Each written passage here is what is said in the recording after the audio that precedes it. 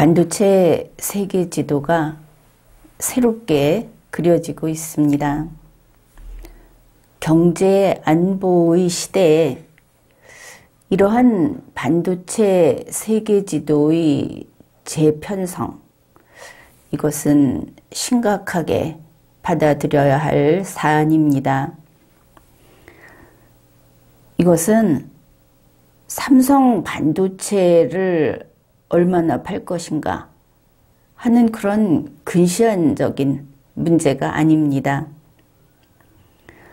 현재 반도체 세계 지도는 반도체 아시아 중심주의에서 미국, 일본, 유럽 중심주의로 방향을 바꿔가고 있습니다. 이 와중에 우리 한국은 반도체 동맹에서 배제되고 있다, 자초한 왕따가 되고 있다 하는 점을 눈여겨보아야 하겠습니다. 칩4,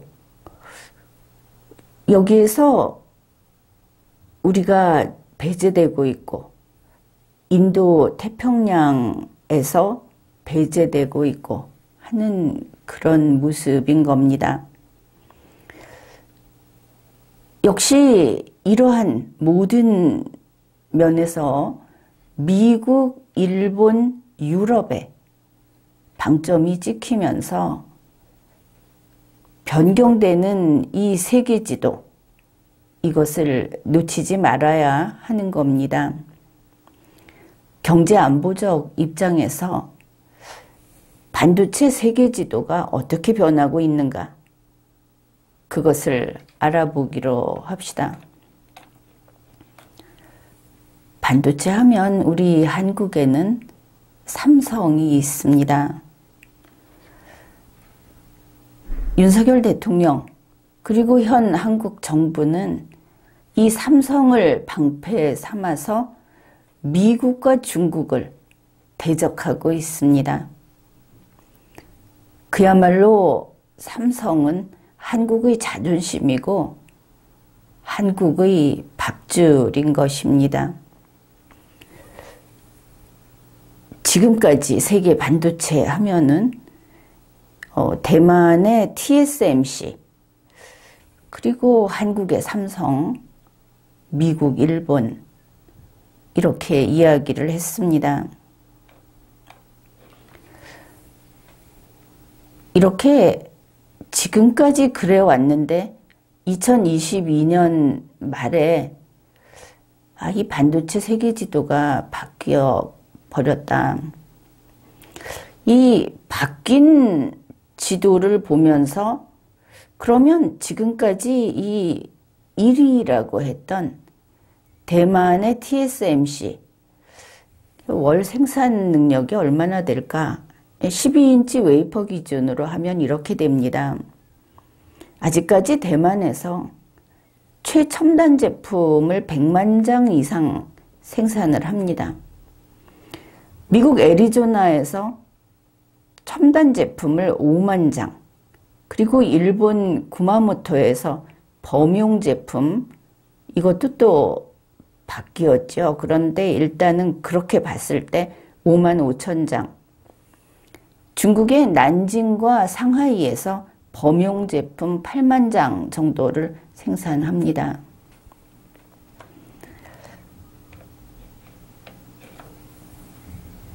지금 이렇게 돼 있다. 그런데 어떻든 우리가 알고 있기로는 이 반도체 생산 라인이 주로 아시아 쪽에 치중되어 있다.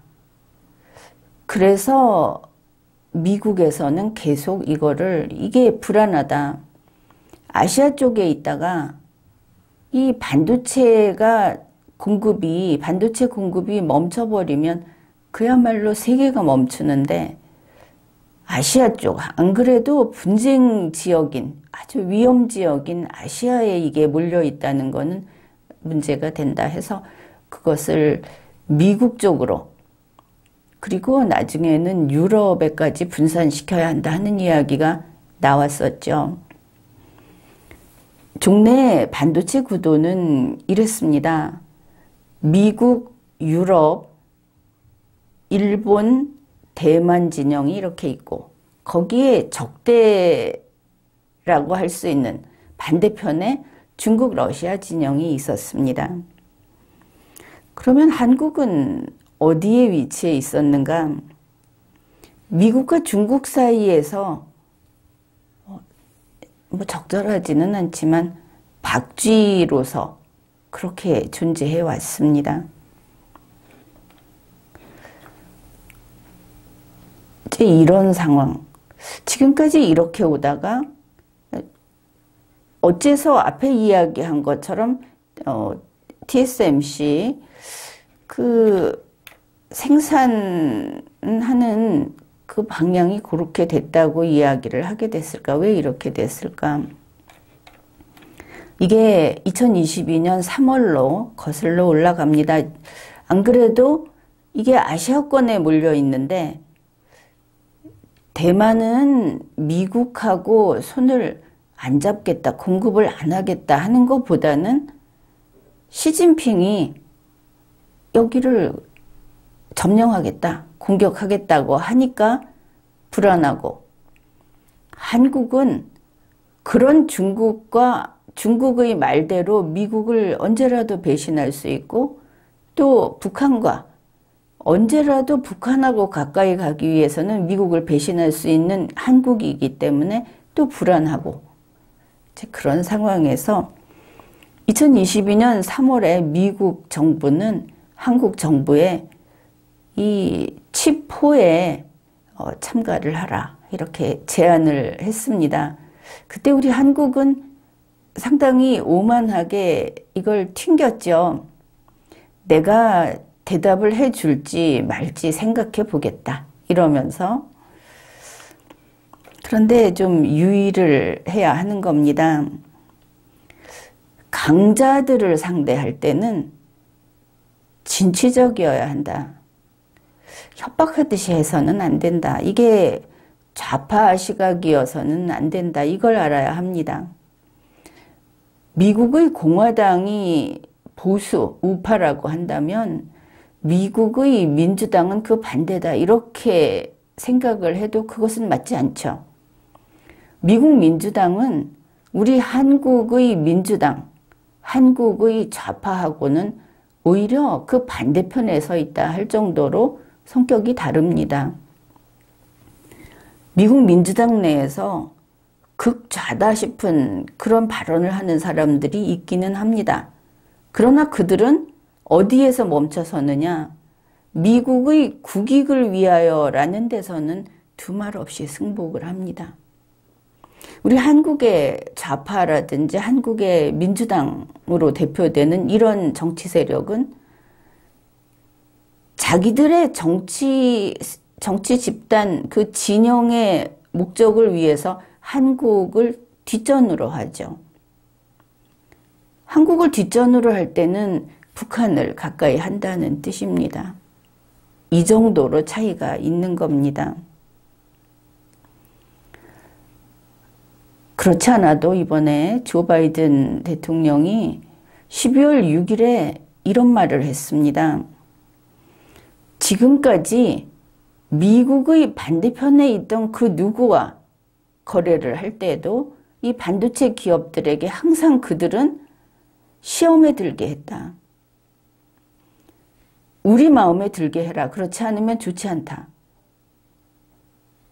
중국 등을 가리키는 겁니다. 그러나 우리 미국은 그렇게 하지 않았다. 반도체 기업들에게 윈윈하자.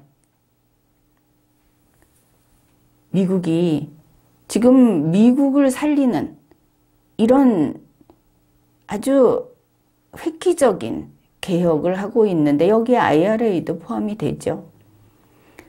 이거는 바로 미국을 살리고 전 세계를 살리고 그리고 모든 사람들이 더 나아질 수 있는 길로 가자는 것이다. 이런 진취적인 이야기를 했습니다.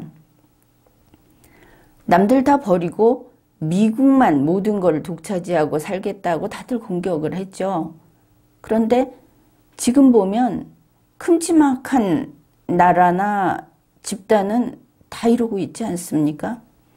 미국, 중국, 다른 면에서 보면 러시아도 마찬가지고 유럽연합, 일본, 프랑스, 프랑스는 유럽연합이기는 하지만 이런 데가 다 똑같습니다. 미국 보고 너만 살겠다고 하느냐고 하는 이야기는 사실은 공정하지는 않은 것이죠. 우리는 그 말을 들으면서 우리가 필요할 때 이용을 하더라도 너희도 똑같다 하는 걸 알고 있어야 하는 겁니다. 그래, 강자를 상대할 때 진취적이어야 한다. 이게 얼마나 중요하냐.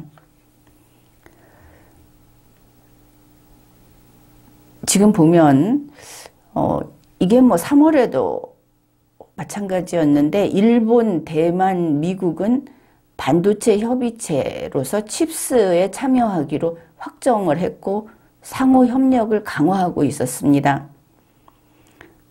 이제 남은 게 한국이다 이렇게 생각을 했죠. 칩4라고 생각을 해가지고 그래서 우리 없으면 어쩔래? 이랬던 거 아닙니까? 그런데 이거 통하지 않는다. 우리 능력 있는 사람들은 개인도 그렇듯이 미국 같은 강한 나라는 자기와 나란히 걸을 서로 윈윈할 동행자를 고르지 자기가 거기에 기대서 무게중심을 옮겨서 상대방의 선택에 따라 자칫 쓰러질 수도 있는 그런 의존은 하지 않습니다. 왜냐, 칩4에서 한국 빠지면 너희 어떻게 할래? 삼성이 안 가면 어떻게 할래? 했는데 그게 안 통한다. 2021년 6월에 미국 행정부 공급망 검토 보고서에 보면은 왜 그런지가 나타나 있습니다. 미국은 반도체를 생산하는 그 6개국 GAMS라고 하는 데하고 협업을 하고 있는 중이다. 그러면 이 6나라가 어디냐? 대만, 미국 자신, 유럽연합, 중국, 일본, 그리고 한국. 심지어 중국도 들어가 있다. 미국이 중국에서 생산을 하지 않는다든지 중국과는 완전히 담쌓고 있다든지 하는 것은 아니죠. 여기에서 유의할 것은 이 GAMS에 유럽이 있었다 하는 겁니다. EU가 있었다. 여기에서 알아차려야 하는 것이죠. 한국이 그렇게 오만하게 튕기고 그럴 것이 아니었다. 왜냐하면 유럽이 있었다. 칩4는 이미 완성돼 있었다 하는 겁니다. 대만, 미국, EU, 일본 이렇게 이제 그게 서서히 한 달, 2달 지나면서 그런 정보가 나오기 시작했죠. 그리고 보면 2021년부터 2022년까지 미국이 EU에 반도체 투자를 한 게 얼마나 되느냐. 같은 기간에 한국에 설비 투자를 한 거에 4배 이상을 거기다 투자를 했다. 이거 깜짝 놀랄 일이죠. 왜냐하면 유럽은, EU는 반도체하고는 좀 관계가 없다. 이렇게 우리나라 그 업계에서도 이야기를 했으니까. 미국이 주요 반도체 기업만 따져서 유럽 지역에 얼마나 투자를 했느냐. 투자액이 63조 원입니다. 물론 여기에 유럽 EU에서 최근에 반도체 지원법을 통해서 조성하겠다 하면서 여기 돈을 얼마나 투자하기로 했냐면 58조 원입니다. 그러니 미국의 투자와 EU 자체의 투자를 합치면 121조 원 이상이 되는 것이죠. 투자 분야도 다양합니다. 파운드리, 아날로그 칩, 자동차용 반도체 아주 다양하게 올해까지 설비 투자를 확정한 국가만 대충 잡아도 독일의 261억 달러, 아일랜드 118억 달러, 프랑스 57억 달러, 이탈리아 51억 달러, 뭐 기타 등등. 미국 회사가 뭘 얼마나 투자했느냐? 이것도 대략적으로 살펴봅시다. 미국의 인텔은 독일하고 아일랜드에 290억 유로, 뭐 단위는 다양하니까 그냥 이렇게 섞어 쓰겠습니다. 여기에 최첨단 칩 생산 시설을 만든다. ST 마이크로 일렉트로닉스, 여기는 이탈리아 카타니아에다가 7억 3천만 유로 첨단 탄화 규소 기판 제조 시설을 만든다. 미국의 글로벌 파운드리 GF, 여기서 독일 드레스덴에 10억 달러 장비 증설에 투자를 했고, 그런가 하면 세계 최대 네트워크 기업인 시스코, 여기에서는 스페인 바르셀로나에 차세대 칩 디자인 연구소를 설치한다고 합니다. 그런데 이런 상황을 못 읽고 여전히 오만한 한국, 그리고 삼성인 것을 우리가 보고 있습니다. 유럽연합에서 12월 1일 반도체 생산 확대에 59조 원을 투자한다 하는 EU 반도체법, 이게 칩스 액트라고 합니다. 여기에 합의했다는 발표를 했습니다. 현재 EU는 시장 점유율이 한 10% 정도 되는데, 이 반도체법은 2030년까지 EU의 그 세계 반도체 시장 점유율을 20%까지 확대하는 게 목표다. 그러고 있고, 이제 지원 대상은 그 EU 회원국들이 5나노 이하의 그 최첨단 반도체에 지원을 하는데, 그거 말고 산업용 반도체를 만드는 전통 공정에도 역시 지원을 하겠다. 이렇게 밝혔습니다. 그런가 하면 벌써 2021년에 EU에서 삼성전자 등에다가 유럽에 반도체 공장을 지어달라 이런 요청을 했었지 않습니까? 그러니까 이걸 가지고 우리나라에서는 이제는 미국이 자꾸 저렇게 성가시게 하는데 유럽연합하고 거기가 또 그 노다지다. 어쨌든 어떤 면에서 노다지냐 하면은 지원금 받을 기회로, 미국이 중국산은 안 되고 뭐는 안 되고 해서 지원금 안 주겠다고 하니까 이렇게 생각하는데 이게 뭔가 이상하다. 어째서 지원금의 모든 것을 목을 걸고 있을까 궁금해지죠. 왜 꿈이 그렇게 작을까? 사실 여기에서 볼 것은 지원금을 얼마 받느냐 하는 문제가 아닙니다. 상황 판단을 해야 하는 것이죠. 반도체 세계 지도가 이게 요동치면서 바뀌었구나. 우리한테 이제는 서치라이트가 우리 쪽에는 꺼지고 있구나. 이런 거 읽어야 하는 것이죠. 그런데 한국 이 업계에서는 어떻게 이야기를 하느냐 하면 EU가 이제 그쪽에 투자를 해라 이러니까 EU 지역은 반도체 불모지에 가깝다. 그리고 거기는 미국이나 한국하고 비교를 해보면 그 반도체 관련 인프라가 많이 부족하다. 그러니 삼성전자가 당장 거기 갈 필요는 없다. 이게 기본 입장이고, 이제 한편으로 그래도 나중에 언젠가 뭐 조건을 좀 생각해 보면서 아주 안 간다는 건 아니다. 이런 이야기가 나옵니다. 그러니까 삼성전자가 중장기적 관점에서 EU의 공장 신축 뭐 생각해 볼 수도 있다. 이렇게 뭐 EU가 뭔가 해달라 하는 요구일 수도 있겠죠. 그런 주장을 하는 쪽에서 근거로 내세운 게 한 몇 가지 있습니다. 첫째는 가만히 보니까 파운드리 고객사들이 생산지 다변화를 원하고 있다. 이거 출발점이 왼쪽에서, 그러니까 이쪽에서 이쪽으로 가느냐, 이쪽에서 이쪽으로 가느냐 하는 정도로 정반대인 거 느낌이 옵니까?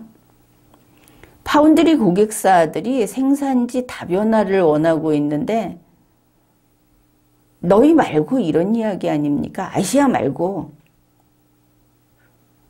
그걸 빼버리니까 갑자기 이게 객관화되면서 똑같이 이 아시아에 있는 우리 한국이 구경꾼처럼 돼버린 겁니다. 아시아가 아니라 이제 세계를 두고 어디에 투자를 할까? 주관하는 입장이 돼버린 것을 알 수 있죠. 팀 쿡이 한 말을 예로 듭니다. 최근에 아시아, 미국뿐 아니라 유럽으로 생산지를 확대할 필요가 있다. 애플이 이렇게 말을 했다는 거 아닙니까? 그런데 이게 무슨 뜻이냐? 아시아, 미국뿐 아니라 유럽으로 라고 하는 것은 아시아에 몰려있는 것을 유럽과 미국으로, 그리고 될 수 있으면 아시아는 그래도 일본 더 밖으로만, 이런 걸 읽어내야 하는 겁니다. 이제 이게 한 가지. 팀 쿡이 이야기하는 거 보니까 유럽 쪽으로 옮기는 걸 바라나 보다. 이 정도 감을 잡고 있는 걸 알 수 있죠. 그 다음에 두 번째. 삼성 경쟁자들이 유럽 진출을 검토하거나 확정하고 있는데 왜 그런지 거기에 신경 써야 하지 않겠느냐. 이게 두 번째입니다. 바로 TSMC 이야기죠. TSMC가 독일 드레스덴의 유럽 공장 후보지로 지금 검토하고 있다. 그런가 하면 미국의 인텔도 독일의 공장을 건설할 계획이라고 한다. 그러니 지금 반도체 세계 지도가 옮기고 있는 건 상관없고 그냥 요 개별 기업들이 움직이는 것 정도를 눈치채고 있다. 이렇게 보입니다. 그러면서 또 이렇게 이야기를 합니다. NXP, ST마이크로, 인피니온 이런 반도체 업체들이 유럽에 본사를 두고 있지만 그게 뭐 그렇게 삼성전자의 큰 고객은 아니다. 그런데 이제 앞으로 이 자동차 반도체 시장이 급성장할 거다 이렇게 보고 있지 않습니까? 그런데 그 자동차 반도체 시장의 수요 업체들이 유럽에 몰려 있으니까 그거는 좀 신경 써야 한다. 이거 보면 계속 하청만 생각하고 있다 싶기도 합니다. 이번에 조 바이든 미국 대통령이 무슨 말을 했는지 게임 체인저다 이렇게 말하지 않았습니까? 그걸 생각을 해야 하는데 역시 중요한 것은 기업을 하는 그 철학과 또 상황을 읽는 안목 이런 게 지금 보이지 않는다. 이게 중요한데 이렇게 보입니다. 그렇지 않아도 한국의 반도체는 그 경쟁력 면에서 지금 좀 밀려나고 있는 그런 데이터도 나와 있습니다. 산업연구원에서 최근에 나온 보고서인데 2021년 반도체 산업의 종합 경쟁력 거기에 대한 조사 연구를 한 겁니다. 1위는 이 경쟁력 96인 미국, 그 다음에 2위는 79인 대만 평가 수치입니다. 3위는 78인 일본, 4위는 74인 중국, 5위는 71인 한국, 그리고 그 뒤를 바짝 6위로 66인 EU가 따라붙어 있습니다. 한국은 이 6나라 중에 종합평가에서 5위를 한 겁니다. 불과 1년 전에는 중국보다 앞인 4위였던 것이죠. 그런데 1년 만에 중국에게 순위를 밀려났습니다. 한국은 메모리 반도체에서는 87 평가를 받아서 우수한 편인데 시스템 반도체는 평가가 63입니다. 이 6개 비교 대상국 중에 6위, 최하위인 것이죠. 그런가 하면 D램의 경우에는 우리 3강이라고 하는 삼성전자, SK하이닉스, 마이크론 이 모두가 14나노급 공정에 머물러 있다. 그래, 이 기술적 한계를 벗어나지 못하면은 중국에게 이제 완전히 밀려날 수 있다. 2030년이 되면 이 세계 반도체 시장은 지금보다 1.8배, 거의 2배죠. 이렇게 큰 규모로 성장을 할 것으로 보고 있는데 이런 경쟁력이 지금 우리 한국의 경우는 밀려나고 있고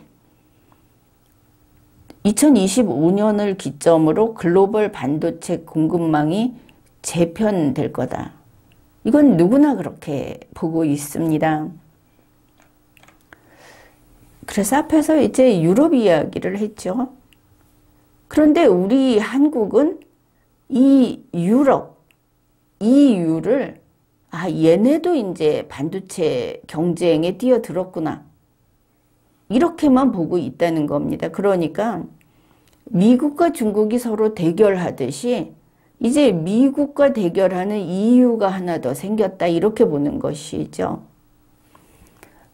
그러나 미국과 EU는 미국과 중국하고는 다른 관계입니다. 오히려 원팀에 가까운 것이죠.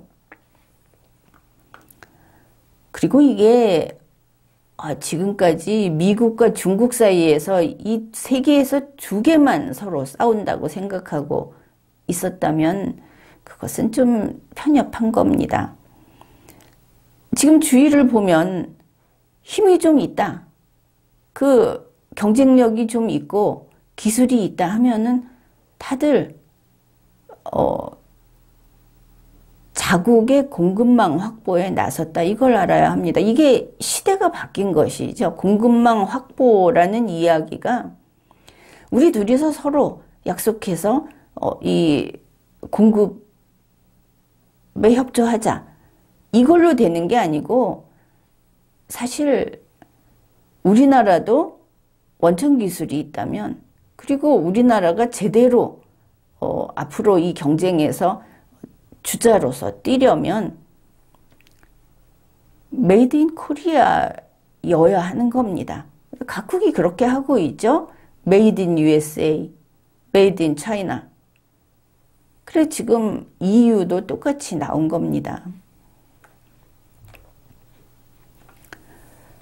EU의 경우에 자 미국 보고 IRA가 있다. 또 이 칩스 앤 과학, 칩과 과학법이라는 게 있다. 뭐 이렇게 해서 미국 보고 이제 세계 자유 경쟁을 너희가 망치고 있다. 이렇게 비판을 했는데 EU도 똑같습니다. 유럽판 IRA다. 이렇게 불리는 게 바로 CRMA, 핵심 원자재법 이게 있고 이게 이제 2023년 초에 통과할 것으로 보고 있죠. 여기에 더해서 2022년 12월 1일에는 EU 반도체법, 칩스 액트에 합의를 했습니다. 이거는 그냥 지금과 같은 상황에서 공급망 확보는 생사가 달린 거다. 이게 또 안보하고 바로 직결된 거다. 그래서 이렇게 가는 것을 알 수 있습니다. 중국에 대해서는 많이 알려져 있지 않죠. 그런데 중국도 반도체 해외 의존도를 줄이기 위해서 프로젝트에 그 수십억 달러를 쏟아붓고 있습니다. 그게 작은 거인 프로젝트라고 하는 겁니다. 물론 바이 차이나 이거 장려하고 있습니다. 중국에는 중국 반도체 회사가 52개 공장 운영을 하고 있고, 또 우리도 거기 공장이 있죠. 삼성전자 시안 공장, SK 하이닉스 우시 공장, TSMC도 마찬가지입니다. 난징 공장. 이런 이제 해외 기업의 공장이 또 68개가 있고, 이제 이걸 다 빼내는 것이 지금은 관건이죠. 그래, 미국도 그렇고 EU도 그렇고 중국도 그렇다. 일본은 어떤가? 일본은 2021년 12월 임시국회에서 첨단 반도체 공장을 신설하거나 증설할 때 비용을 지원하도록 법을 이미 개정을 했습니다. 2022년 5월에는 반도체 산업 생태계 구축의 근거인 경제안보법도 통과가 됐습니다. 그리고 반도체 산업 지원을 하는데 2022년에만 우리 돈으로 7조 4천억 원 규모의 추가 경정 예산을 편성을 했습니다.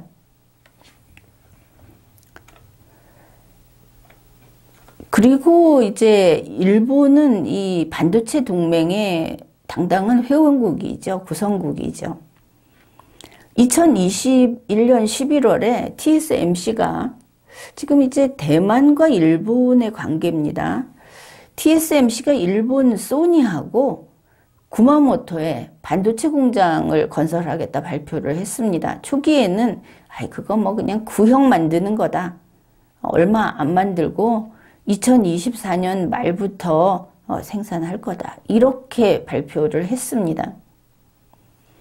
그런데 2022년 2월에 이르러서 TSMC가 이거 투자 증액한다고 발표를 바꿨죠. 바로 이 일본 공장 건설하는데 10조 1,500억 원을 투자를 한다. 이렇게 그 투자액을 증액을 한다고 밝혔습니다. 여기에서 유의할 게 있습니다. 그냥 투자액을 증액했는가? TSMC와 소니가 합작을 하는데 그게 아닙니다. 여기 일본 회사가 하나 더 들어갑니다.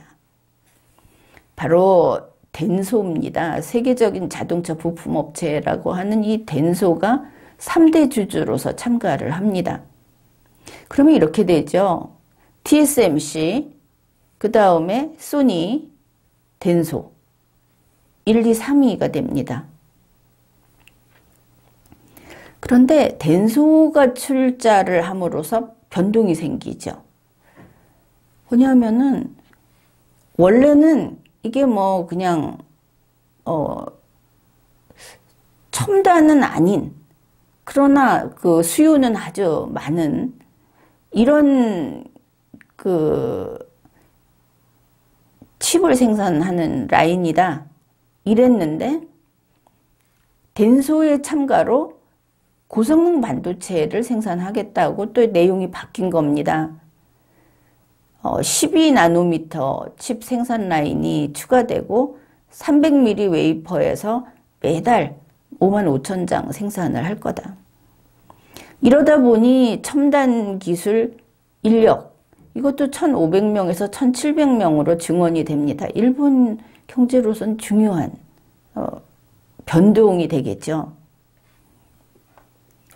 그러면은 TSMC가 일본에 이렇게 공장을 사실은 확장하게 되는 거죠. 건설을 하는데 왜 이렇게 됐는가? 이걸 우리가 항상 염두에 둬야 되는데, 이제 최근에 중국과 대만의 관계에서 중국이 정말 실력 행사에 나설 거다 하는 게 점점 확실화되고 있는 게 하나. 그리고 그 미국에서 반도체 설비 수출 통제를 하는 결국은 모든 것이 지금 중국과 마주보고 있는 대만이라고 하는 이걸 지정학적 리스크라고 합니다. 이게 우리도 마찬가지죠. 그래서 이걸 좀 분산시키기 위해서 일본에다 이렇게 대폭 증설을 하겠다. 이렇게 한 것을 알 수 있습니다. 결국은 경제 안보 문제가 돼버린 겁니다. 자, 그렇게 됐는데 일본은 그러면은 여기에서 얼마나 이점이 있을까? 여기에 생각하지 않고 있었던 그런 부분이 있습니다. 바로 TSMC와 소니, 덴소가 주주인 이 공장에서 생산되는 반도체는 이게 일본 자동차 기업의 우선 공급 될 거라고 합니다. 소니, 도요타 이런데. 그게 무슨 뜻입니까? 일본 자동차 업체들은 일본 내에서 반도체 공급망이 확보된 거다. 아주 중요한 점이죠. TSMC는 이 공장 이외에도 일본에 첨단 반도체 거점을 설립을 하는데 이게 이제 디자인 센터라고 합니다. 2020년에 요코하마에 첫 번째로 설치를 했고 2022년에 오사카에 이제 두 번째로 설치를 하는 겁니다. 이 디자인 센터의 임직원들이 어떤 사람들이냐? 임직원 80%가 경력 엔지니어 출신이다.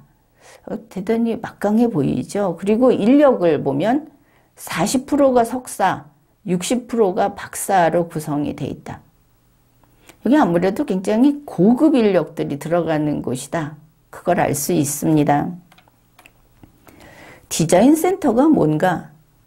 TSMC의 디자인 센터는 이게 그냥 교육기관이 아닙니다.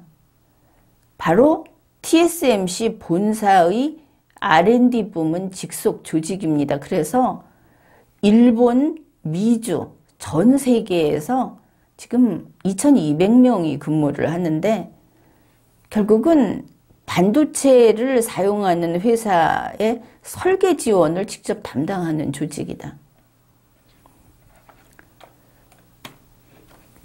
이번에 이제 두 번째로 오사카에 TSMC 디자인 센터가 설치되었다고 했죠. 그러면 거기가 뭐 하는 데냐? 여기는 TSMC 반도체 수탁 생산의 거점입니다. 세계 각국 기업을 3나노미터 중심으로 한 최첨단 반도체를 설계 지원하는, 여기에서 미국 공장에도 지원을 하겠죠. 2026년에는 일본의 이 두 군데 디자인 센터에서 400명 이상 인재를 채용할 방침이라고 합니다. 전 세계에 지금 2200명이라고 했죠. 그런데 일본에 400명이다. 이게 TSMC 대만 밖에 있는 디자인 센터 중에는 이게 제일 크답니다. 자, 이렇게들 서로 상호 협력하고 칩스 동맹이 탄탄하게 서로 이렇게 공조를 하고 있다. 그러면 한국은 어떤가? 한국은 여전히 튕기고 있죠. 박쥐니까. 그러면서 한국에서는 이거 말고 지금 속을 썩이고 있는 게 K칩스법이라고 하는 게 민주당의 반대로 통과 안 되고 있는 그 부분입니다. K칩스법이라고 하는 거는 이제 법 개정안 두 건입니다. 하나는 국가 첨단 전략산업 경쟁력 강화 및 보호에 관한 특별조치법 개정안. 이게 첨단산업 특별법이라고 줄여서 말을 하죠. 또 하나는 조세특례 제한법. 또 뭐 이것도 조특법이라고 줄이는데 이거 개정안. 이 두 건인데 윤석열 대통령이 반도체 초강대국 도약 선언을 하고 이걸 이제 추진하겠다 하면서 K칩스법을 관철시키겠다고 했는데 이게 국회에 발이 묶여 있는 겁니다.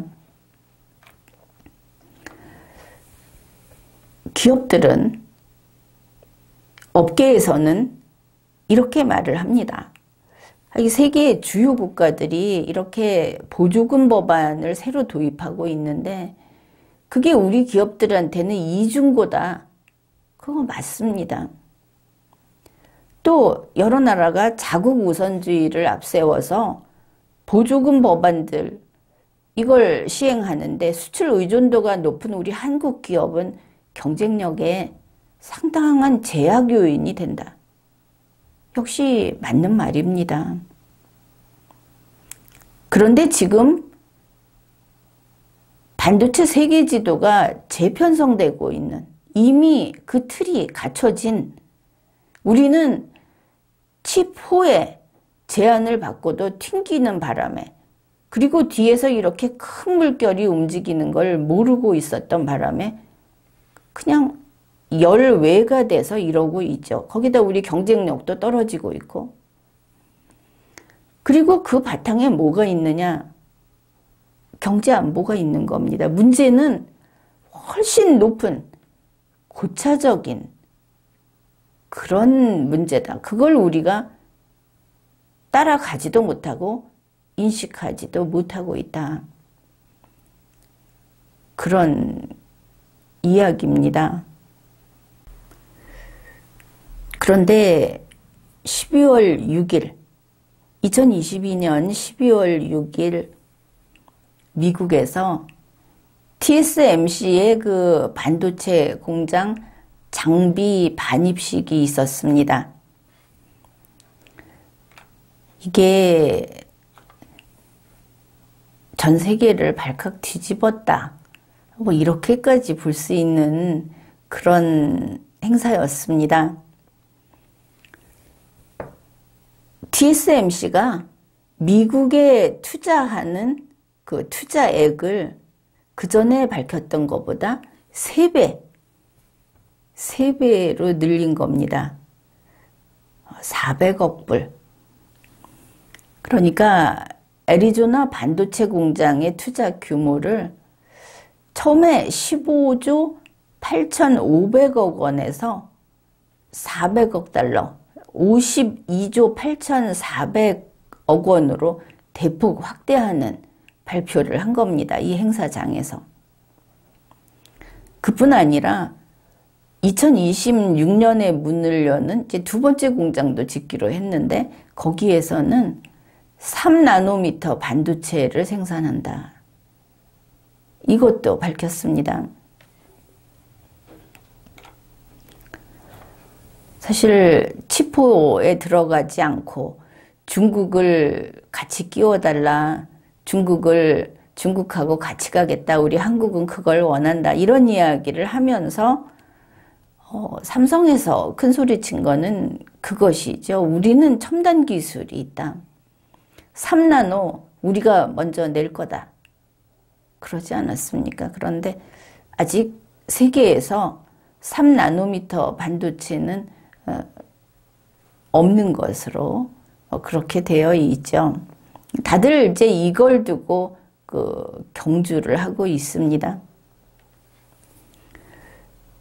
그러니 TSMC가 원래 미국 공장에서 5나노를 생산하겠다고 하지 않았습니까? 그런데 2024년부터 4나노를 생산하고 2026년에는 3나노를 생산한다.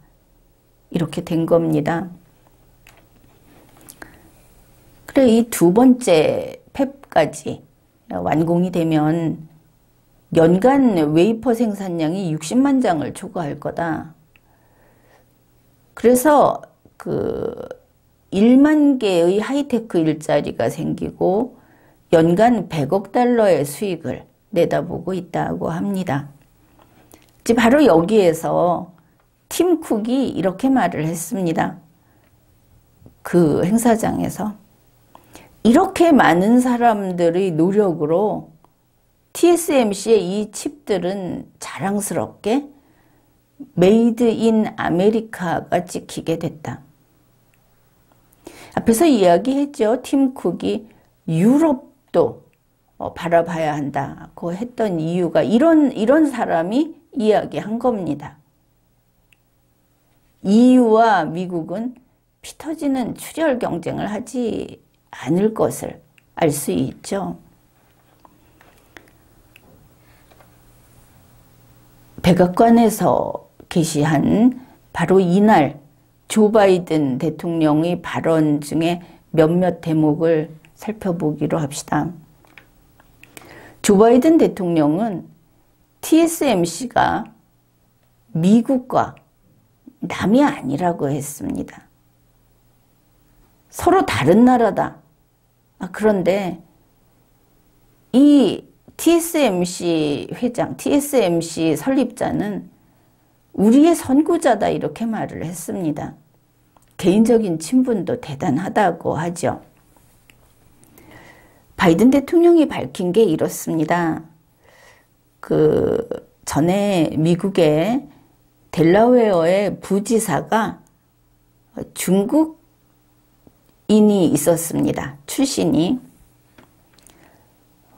시엔 비아오 우라고 하는 이제 민주당 소속인데 이 부지사가 있었는데 그 부지사의 아내가 캐시입니다. 캐시가 이제 바이든이 상원의원에 출마할 때 그 바이든의 스텝이었고 바로 이 캐시가 소피라는 사람을 영입을 합니다. 소피 창. 이 사람은 지금 대만의 추상화가로 유명하고 우리 한국 서울에서도 그 전시회를 했죠. 소피 창이 누구냐 하면 TSMC 설립자 모리스 창의 아내입니다. 그런데 이 모리스 창의 아내 소피 창이 바이든의 첫 상원의원 선거운동을 했던 사람이다. 인연이 깊은 겁니다. 이제 이런 이야기도 하고 바이든은 이제 그 행사에서 거기 아주 쟁쟁한 사람들이 굉장히 많이 갔죠. 우선은 그 지나 라이몬드 상무부 세크레테리, 그냥 장관이라고 하기는 좀 적절치 않아서 세크레테리라고 하겠습니다. 이 사람.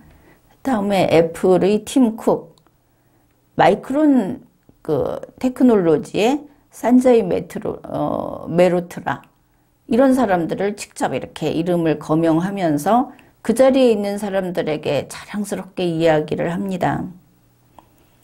여러분, 미국 제조업이 돌아왔습니다. 이런 이야기를 했습니다. 바이든 대통령 말이 이렇습니다. 이제 미국에서 미국 구조계획을 통과시켰다. 그게 이제 우리가 원수로 삼는 IRA부터 시작해서 이런 게 다 들어가 있죠. 그리고 나서 이제 바로 이날 이 행사에서 TSMC가 두 번째 대규모 투자를 발표했는데 이제 그 투자가 아주 어마어마한 겁니다. 해외 직접 투자인 400억 달러를 애리조나에 투자를 해서 이제 그 10,000개 이상의 건설 일자리, 10,000개의 하이테크 일자리가 창출되게 됐다. 이날 조 바이든 대통령은 아주 흐뭇하게, 그리고 성취를 한 사람처럼 기쁜 소식을 미국인들에게 내보냈습니다. 물가도 잡히고 있고 가스 가격도 이제 한참 전 과거 정도로 지금 내려앉았고 앞으로 많은 것들이 제자리를 찾을 것이고 미국에는 일자리가 생기고 이런 이야기를 했습니다. 그 다음에 피닉스에 3나노 칩을 만들 두 번째 팹도 건설하기로 했는데 이 칩을 팀 쿡이 그 자리에서 이야기했죠. 아이폰과 맥북에 전원을 공급하는 것은 바로 이 TSMC 피닉스 공장 칩이다. 이렇게 밝혀버린 겁니다. 바이든의 소개에 따르면 마이크론은 우리가 이제 미국의 회사들이 유럽에 투자를 했다 하고 앞에서 봤죠. 미국에는 얼마나 하고 있는가? 마이크론이 뉴욕주 시러큐스 반도체 공장에 1,000억 달러를 투자했고, 인텔이 오하이오 반도체 공장에 200억 달러, 또 딴 데도 있습니다. 그래서 인텔이 미국 내에 500억 달러 투자를 했죠. IBM은 뉴욕 포키시에 200억 달러를 투자를 했습니다. 미국 내에 투자를 안 하고 기업들이 유럽으로 빠져나가는 게 아닙니다. 이것도 감안을 해야 하겠죠. 그리고 코레파워, 이게 리튬 이온 배터리를 만들어서 전기 자동차 그리고 전기 그리드 스토리지에 전력을 공급하는데 여기에 이제 12억 달러를 투자했죠. 여기서 코레파워는 미국 회사가 100% 지분을 소유한 최초의 미국 배터리 공장입니다. 이걸 바이든 대통령이 자랑스럽게 이야기하는 것은 당연하죠. 바로 이러니까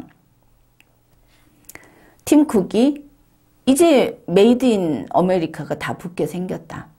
그런 말을 할 수 있는 겁니다. 바이든 대통령은 경고도 날립니다. 희망만 이야기하는 것이 아니고, 자, 우리는 미국의 반대편에 베팅하는 자들이 있는데 그게 항상 보면 그게 좋은 베팅이 아니었다는 것을 증명했다. 우리는 미국이다. 우리 미국과 미국인들이 함께 일을 한다면 우리 능력을 넘어서는 것은 없다. 자신감도 가지고 있고 그리고 희망을 이야기했습니다. 이제 이 뉴스가 나오고 나서 한국에서도 뉴스가 많이 나왔죠. 한겨레 신문은 역시 한겨레 신문답게 바이든의 바이 아메리카 정책, 거기서 미국 중심으로 반도체 공급망을 재편하려고 하는 조 바이든 행정부의 그 적극적인 산업 정책이 성과를 냈다. 이제 이 첨단 반도체 그 중심이 미국으로 넘어갔다. 불쾌하겠죠. 근데 이렇게 썼습니다. 그런가 하면 한국의 여러 경제신문, 조선중앙동아, 뭐 이런 쪽, 이런 보수 성향이라고 하는 신문, 한국무역협회 쪽, 여기서는 무슨 말을 하느냐. 이 TSMC 모리스 장이 결국은 미국의 경제안보 논리에 순응을 했는데 그 주된 요인은 반도체 보조금 때문이다. 이런 입장입니다. 그러니 이제 우리 국회에서도 빨리 K-칩스법을 통과시켜라 하는 것이죠. K-칩스법을 통과시키는 것은 다른 나라의 예를 보더라도 필요하긴 한 일입니다. 그런데 지금 한국이 처한 입장이 이 반도체 세계 지도에서 한국이 빠지고 있다. 뭐 완전히 지워졌다는 것은 아니지만 그런 부분 아닙니까? 우선 미국, EU, 중국 이런 데를 보더라도 일본 이런 데를 보더라도 여기 보니까 원천 기술이 있는 미국은 우리 한국을 상대로 할 때도 합작사를 일단은 세웁니다. 우리 SK도 그렇고 뭐 그렇죠. 그런 다음에 점차 자립을 하는 겁니다. 그리고 결국은 자급자족을 달성하는 것이죠. 100% 미국 회사로 간다. 이제 그의 시간이 좀 걸릴 겁니다. 그동안에 우리 한국은 물론 팔 수 있죠. 우리 제품을. 당장은 팔 수 있습니다. 그러나 그 파는 동안에 어떻습니까? 미국과 중국 사이에서 계속 눈치를 봐야 할 것이고 또 지금의 한국 인식이라면 미국과 EU 사이에서 또 눈치를 보겠죠. 그리고 나서 각국이 자립하는, 미국이 자립하고 중국이 자립하고 EU가 자립하고 일본이 자립하고 뭐 이렇게 다들 그렇게 되는 몇 년 후, 10년 후, 20년 후, 그때는 우리 한국 기업이 설 자리가 없어지는 겁니다. 그걸 생각해야 하는 것이죠. 지금 당장 눈치 보면서 찔끔찔끔 팔 수 있다. 물론 액수는 큽니다. 그게 문제가 아니라는 겁니다. 지금 세계 경쟁은 거기에서 벌어지는 게 아니다.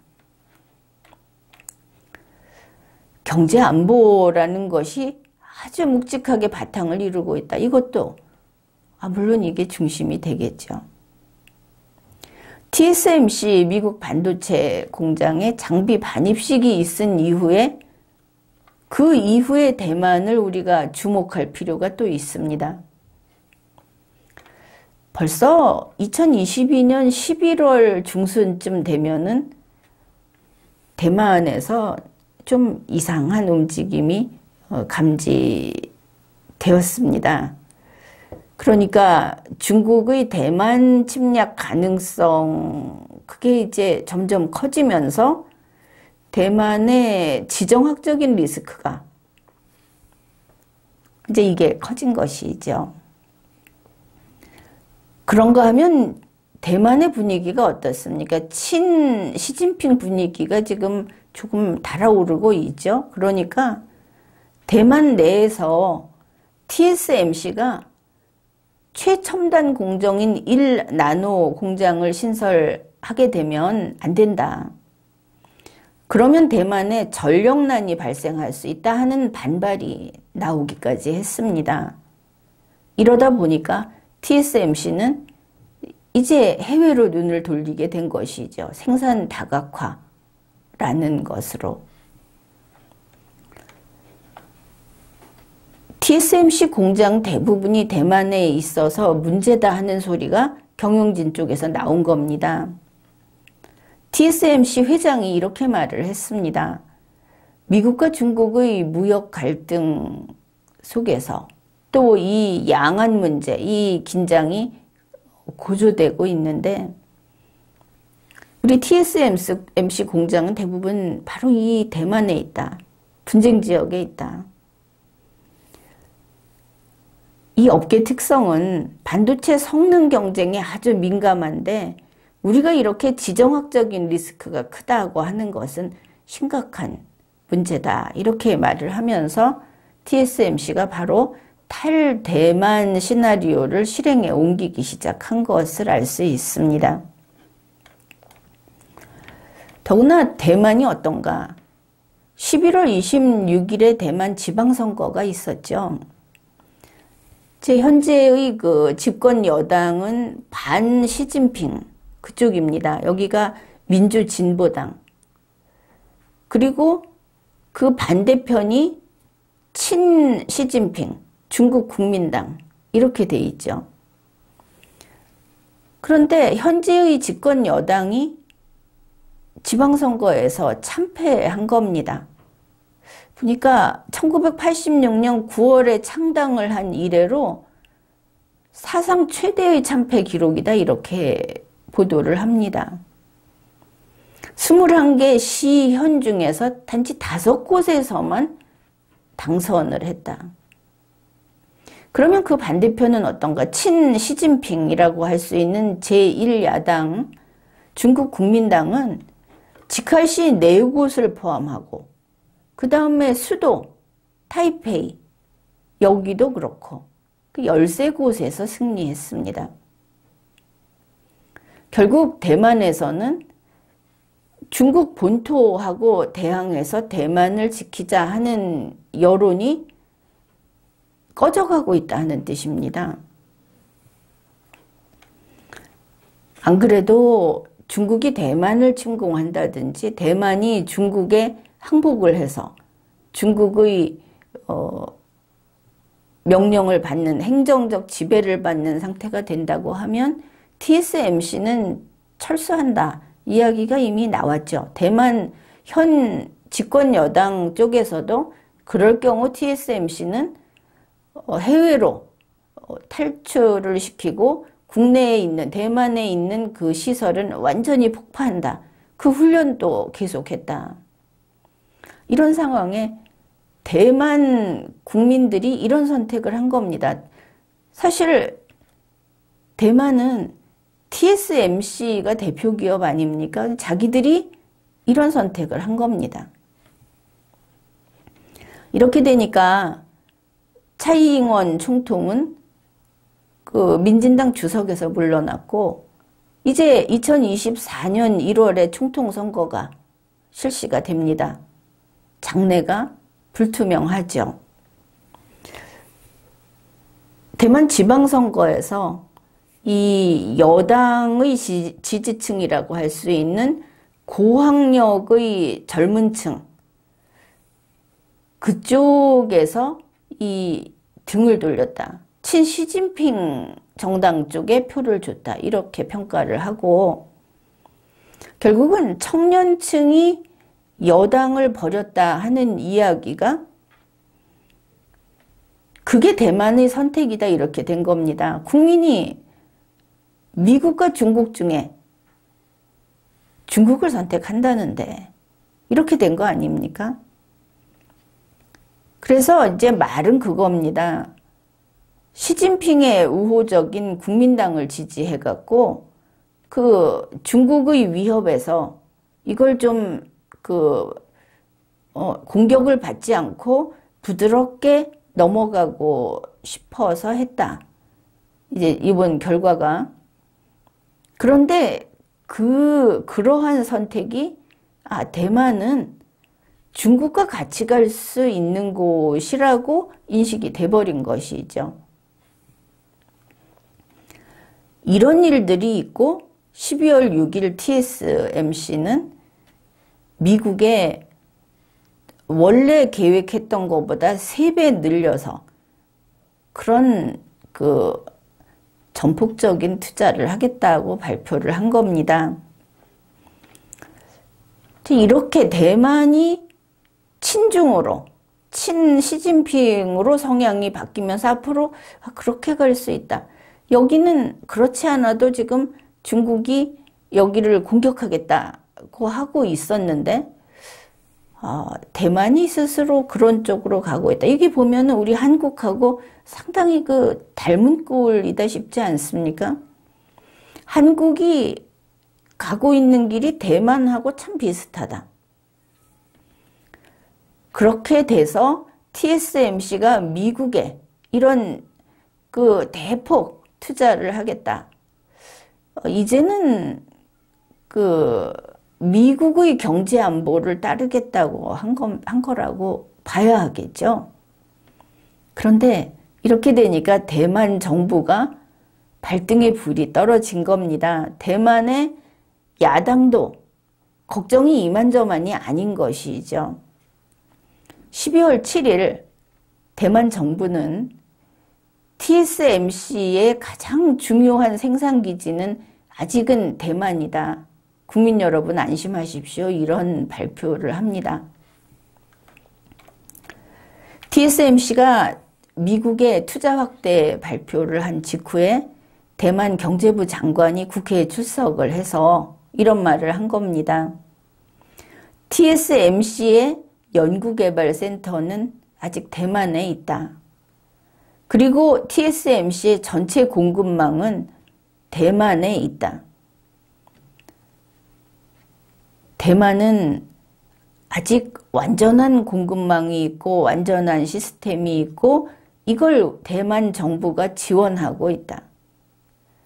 또 TSMC의 3나노 공정은 대만에만 적용이 되고 있고 이보다 더 첨단 공정인 2나노, 1나노 공정의 개발과 적용이 대만에서 이루어지고 있다. 장관이 그러니 안심하라고 이야기를 한 겁니다. 그런가 하면 대만 NDC 국가발전위원회 쿵밍신 위원장은 TSMC가 애리조나에서 이 장비 반입식에 참석했다고 하면서 그래도 이런 말을 합니다. 미국의 공장을 건설하고 더 거기 투자액을 늘린다고 해도 TSMC가 대만을 벗어나는 탈대만화는 하지 않을 것이다.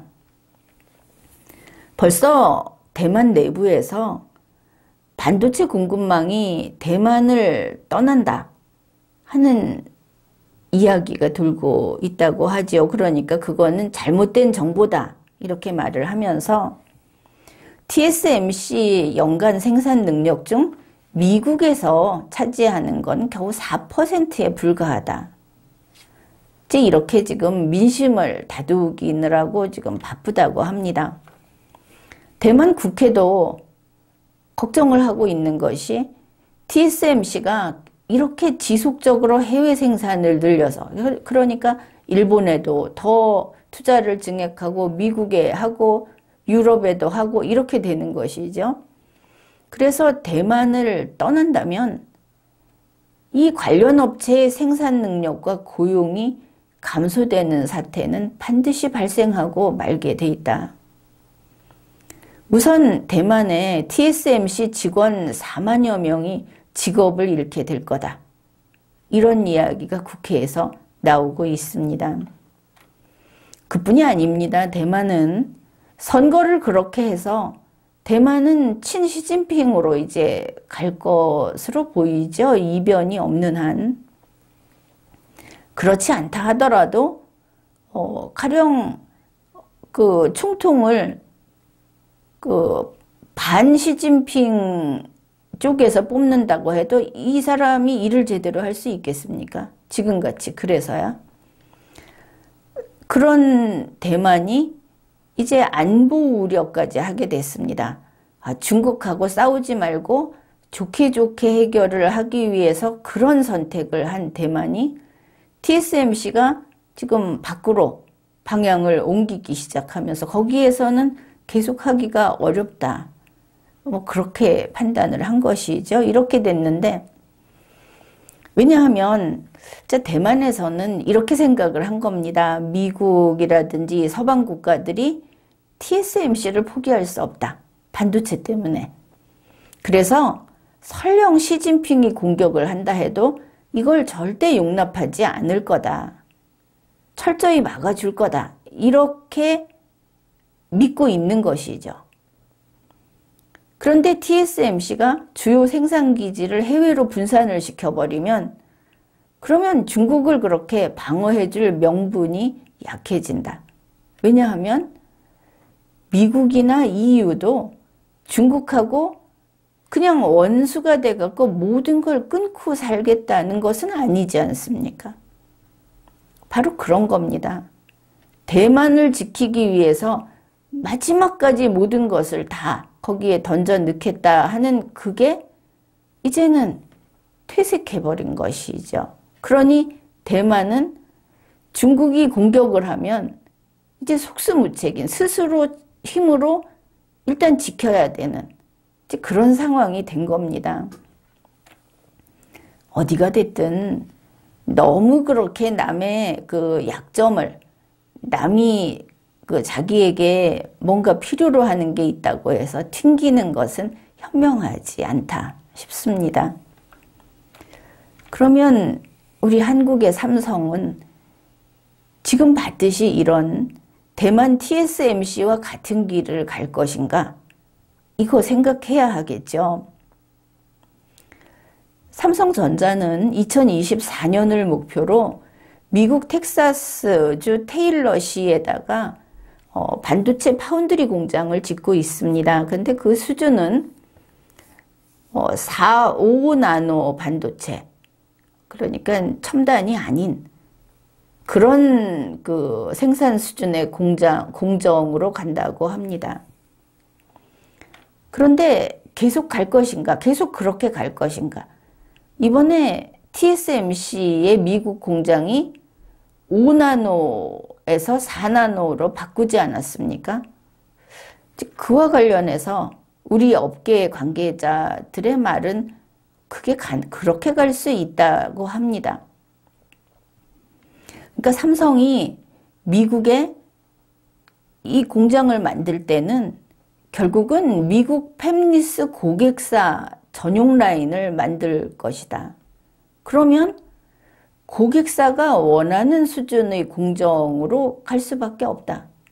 이런 겁니다. 미국에서 지금 4나노, 3나노의 수요가 크다고 하지 않습니까? TSMC가 5나노에서 4나노로 변경하고 거기에 추가로 3나노 건설을 발표했으니까. 자, 그렇다면 삼성도 그렇게 가기 쉽다. 이제 그렇게 보고 있는 것이죠. 그랬을 때 우리 한국 내에서는 이제 걱정을 합니다. 최선단의 반도체 공정이 미국에 만들어지게 된다. 그렇게 되면 2030년 시스템 반도체 1위를 목표로 하고 있는 상황에서 가장 큰 시장이 있는 미국 중심으로 최신 제조시설을 확대할 것이다. 그러면 우리는 어떻게 됐느냐 이런 것이죠. 그러면서도 국내 업계에서는 이제 스스로 위안을 합니다. 뭐 아직 삼성전자는 국내 사업장을 중심으로 2025년에는 2나노, 2027년에는 1.4나노 이런 미세공정 반도체 양산을 계획 중이다. 대만하고 지금 똑같은 소리 하고 있는 거 확인이 되죠.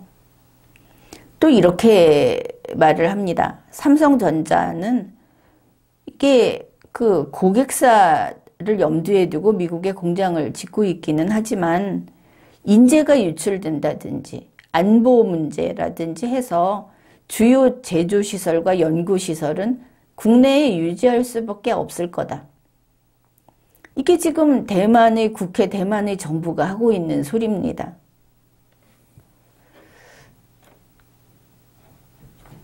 12월 7일 대만에서 불안에 떨면서 대만 국민을 안심시키려고 지금 하고 있는 똑같은 소리가 벌써 한국의 업계에서 나오고 있다.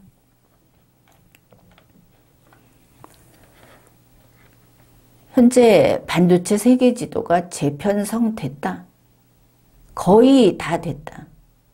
그러면 왜 이렇게 됐을까? 누가 이렇게 만들었을까?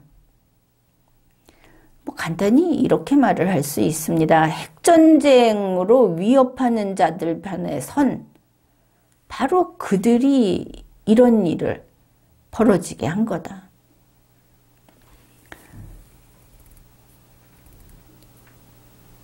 미국 시간으로 2022년 12월 7일 미국의 소리 뉴스라서 미국 시간으로 이야기합니다. 그 나온 뉴스가 IOC 국제올림픽위원회에서 스위스 로잔에서 이런 것을 밝혔다고 합니다. 북한이 올림픽 출전 정지 징계를 받고 있었는데 그거를 해제하겠다. 아마 12월 31일부로 자동 해제가 된다는 것 같습니다. 이렇게 IOC의 징계가 해제되니까 북한은 2024년 파리올림픽부터 출전이 가능하게 됐다는 겁니다. 여기에서 우리 한국 정부를 떠올리지 않으면 너무 둔감한 것이 아니겠습니까? 우리 한국에서 대만의 지방선거에서 봤던 것처럼 북한과는 대화로 평화가 좋은 거다. 전쟁하고 싶으냐? 이러면서 민노총도 그렇고 민주당도 그렇고 그리고 그 친북, 친중, 친러 성향의 정치 세력들이 정말 대만하고 똑같이 한국에서 반미, 반일, 반자유세계 하고 있지 않습니까? 대만의 TSMC가 그런 길을 탈대만 하듯이 한국이 삼성도 죽지 않으려면 탈대한민국을 할 수 있다. 한국에서 삼성이 사라지는 겁니다. 현대가 생산기지를 다변화하고 또 판매 지역을 다변화하겠다고 하는 이야기를 뒤집어 보면 그거 역시 탈대한민국으로 바로 쉽게 넘어갈 수 있는 것이죠. 한국이 왜 의미가 있겠습니까? 삼성이 탈대한민국을 해버리면 한국에서는 일자리가 없어질 뿐 아니라 한국이 가난해질 겁니다. 이 나라를 지키는, 바로 그래서 경제안보가 최우선이다. 이렇게 이야기를 하는 겁니다. 경제안보가 중요하다고 한다면 이렇게 정부가 밖에서 북한과 접촉을 한다. 북한하고 뭔가 하겠다. 최근에도 권영세 장관이 곧 머지않아 북한과 통일이 된다. 이런 이야기를 하는. 그러면 북중러 라인에 합세하겠다는 거냐. 사우디하고 그렇게 밀착이 됐다고 좋아하더니. 그러면 세계의 반도체 지도에서 한국은 지워집니다. 삼성은 한국 기업이 아니게 됩니다. 모두들 가난을 맛보게 되겠죠. 그러면 한국은 망합니다. 모든 기업들이, 알짜들은 다 빠져나갈 테니까. 공산 세력 그리고 자유민주주의 세력이 둘로 나뉘어서 대결하는 신냉전 21세기에 그 중간에서 어중간하게 걸쳐서 대한민국의 반도체가 갈팡질팡하고 있습니다. 그러면서도 스스로 영리하다고 자부하고 있는지 모르겠습니다. 사안의 중요성을 제대로 파악하고 있는지 의심하지 않을 수가 없는 것입니다. 경제 안보적 입장에서 반도체 세계 지도가 어떻게 변하고 있는지 확인해 본 것입니다. 지금까지 리걸마인드 연구소였습니다.